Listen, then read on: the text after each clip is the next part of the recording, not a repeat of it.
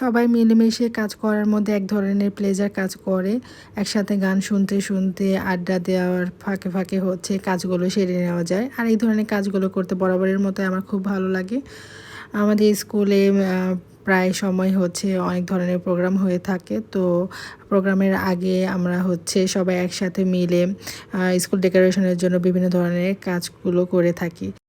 আসসালামু আলাইকুম গাইস, আমি মানসুরা চলে আসলাম আমার পেজ মানসুরাস টাইনি ওয়ার্ল্ড থেকে। অনেকদিন যাবতই হচ্ছে ভিডিও শেয়ার করা হয় না, তো আজকে নতুন একটা ভিডিও নিয়ে চলে আসলাম। 10ই অক্টোবর ছিল আমাদের স্কুলে সায়েন্স ফেয়ার প্রোগ্রাম। তো এর আগের দিন হচ্ছে আমরা স্কুল ডেকোরেশনের জন্য এই সব ড্রয়িংগুলো দেন হচ্ছে যা যা প্রয়োজনীয় জিনিস ছিল সব কমপ্লিট করে সন্ধ্যা পর্যন্ত কাজ শেষ করে তারপরে বাসায় ব্যাক করি।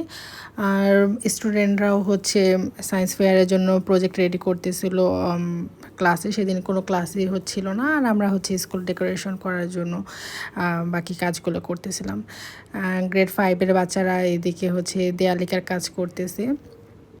কাজের জায়গাটা যদি কমফোর্টেবল থাকে এবং ভালো কিছু কলিগ থাকে তাহলে কাজে যাওয়ার প্রতি রেগুলার হচ্ছে ইন্টারেস্ট জাগে। আলহামদুলিল্লাহ আমার কলিগরা অনেক বেশি ভালো, অনেক বেশি কোঅপারেটিভ, অ্যান্ড আমরা একসাথেও অনেক ফান করে থাকি। I really enjoy my working place.